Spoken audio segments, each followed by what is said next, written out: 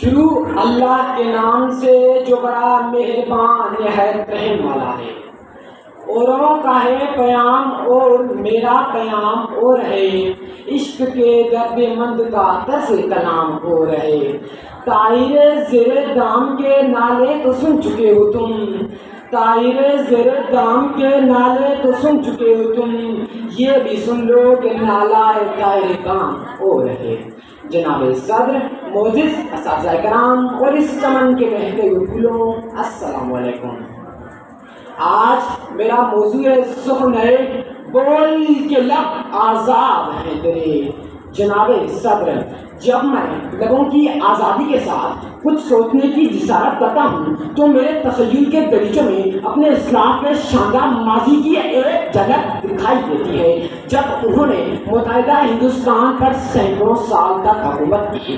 اپنے اجداد کے وہ کار نمایاں آنکھوں کے سامنے گھومنے لگتے ہیں جب سائنس اور ٹیکنالوجی میں ہونے والی روز افزا کی قیمتی وجوہات اور فلکیات جیسے انہوں نے اپنے جھنڈے گاڑے اور مسلم امت کا سر فخر سے بلند کر دیا۔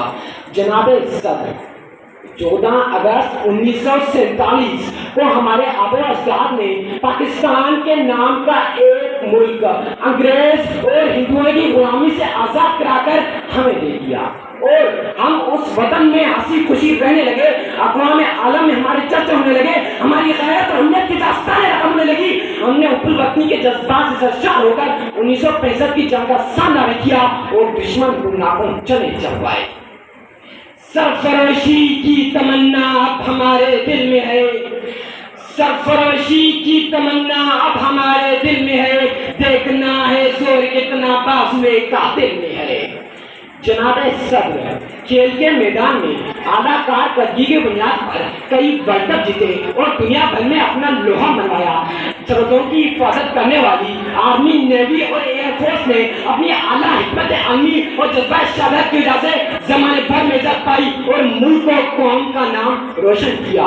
ملک کو جوہری طاقت سے مالا مال کرنے والے ڈاکٹر عبدالقدیر جیسے عظیم سائنسدان کی کاوشوں کو دنیا بھر نے سراہا، اور 28 مئی 1998 کو چاغی کے مقام پر کیے جانے والے ایٹم بم کے کامیاب تجربے نے پاکستان کے دشمنوں کو انہیں ہیبت ناک انجام کا پیغام دیا۔ یہ ہم سے کس نے لہو کا خراج پھر مانگا، یہ ہم سے کس نے لہو کا خراج پھر مانگا، ابھی تو سوئے تھے مقتل کو سرخن کر کے۔ جناب صدر، اس کے علاوہ انفارمیشن ٹیکنالوجی میں نام پیدا کرنے والی افاق کریم رنداوا نے سافٹ ویئر بنا کر مائکروسافٹ کے معنی بل گیٹس کو پاکستان آنے اور تعلیمی کلمات دہرانے پر مجبور کر دیا۔ جناب صدر، پھر ایک ایسی آندھی چلی جس نے ہماری آنکھوں میں سے دور جھونکی کہ ہمیں اپنی منزل ایک دریس وقت میں چھپی ہوئی دکھائی دینے لگی، وہ وطن جس کے بارے میں اقبال نے کیا خوب کہا، پتھر کی مورتوں میں سمجھائے تو خدا ہے، پتھر کی مورتوں میں سمجھائے تو خدا ہے، خاک وطن کا مجھ کو ہر ذرہ دے ہوتا ہے۔ عزیز ساتھیوں، وطن ہمارے حکمرانوں کی سیاست کی نظر ہو گیا، کبھی شیر، کبھی بندہ، کبھی تیر کی نوازہ سیاسی جماعتوں سے گلے والا زہر اس قوم اور ملک کے لیے ایک زہر قاتل بن گیا۔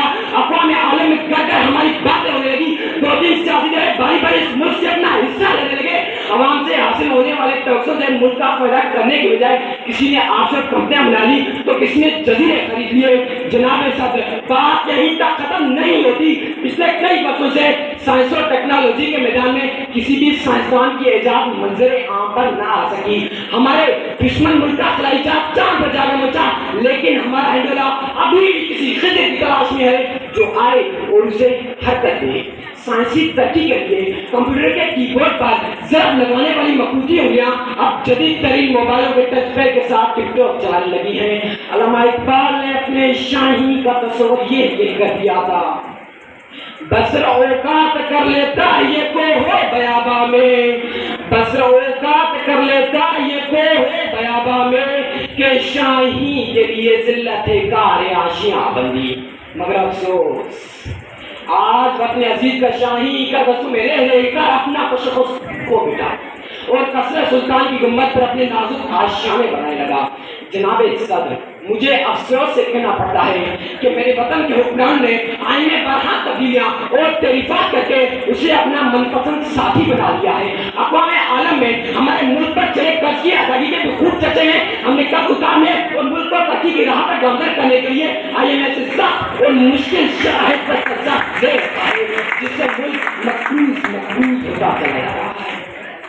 تخلیقی ذہن کے مالک مددن نمک، مرچ، مسالے اور آٹے کی قیمتوں کے کھن چکر سے باہر نہیں آ پا رہے۔ کہنے کو تو ہمارا نظام حکومت ایک جمہوریت پر مبنی ہے، لیکن اس نام نہاد جمہوریت کی آڑ میں ایک آمریت پوشیدہ ہے۔ عوام پر حکومتی مشینری کا اس قدر دباؤ ہے کہ اپنے حقوق کے لیے صدا بلند کرنے والے ہر شہری کی آواز کو ہمیشہ کے لیے دبا دیا جاتا ہے۔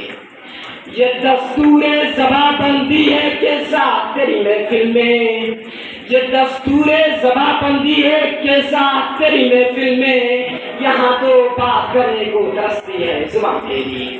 جناب صدر، آئیے ہمارے اس تعلیمی نظام پر ایک طاہر نظر ڈالتے ہیں۔ ایک جانب تو ہمارے حکمرانوں نے مفت تعلیم کا نعرہ لگا کر طلبہ اور طالبات کو پڑھ لکھ کر آگے بڑھنے کی امید کو دلائی ہے، تو دوسری جانب رجسٹریشن اور داخلے کی مد میں بھاری بھرکم اور ہوش شفا فیسوں کا بوجھ ڈال رکھا ہے۔ اب آئندہ سال سے حکومت نے مفت کتابیں مہیا کرنے سے بھی ہاتھ اٹھا لیے ہیں۔ جناب صدر، روٹی، کپڑا، مکان کسی بھی ملک کی بنیادی ضروریات ہیں جن کا مہیا کرنا حکومت وقت کی ذمہ داری ہے، لیکن مجھے افسوس سے کہنا پڑ رہا ہے کہ ہمارے ہاں گنگا کچھ الٹی ہی بہ رہی ہے۔ اس وقت میرے عوام کے ملک کی سوچ روٹی پورا کرنے پر ہی مرکوز ہو چکی ہے۔ ان بنیادی ضروریات سے آگے نکلیں گے تو کچھ اور سوچیں گے۔ جناب صدر، کچھ بڑے بڑے مگرمچھوں کے علاوہ ہر پاکستانی ہی پریشانی کے عالم میں مبتلا ہے۔ اس حالت میں صرف اور صرف دعا ہی ہمارا آخری سہارا اور امید کی کرن ہے۔ اللہ تعالیٰ سے دعا ہے کہ اللہ تعالیٰ ہمارے حال پر رحم فرمائے۔ اس شعر کے ساتھ اجازت چاہتا ہوں۔ اب ہمیں ہی کرے گی روشنی کا فیصلہ، اب ہمیں ہی کرے گی روشنی کا فیصلہ، جس دیے میں جان ہوگی وہ دیا لے جائے گا۔ وسلام۔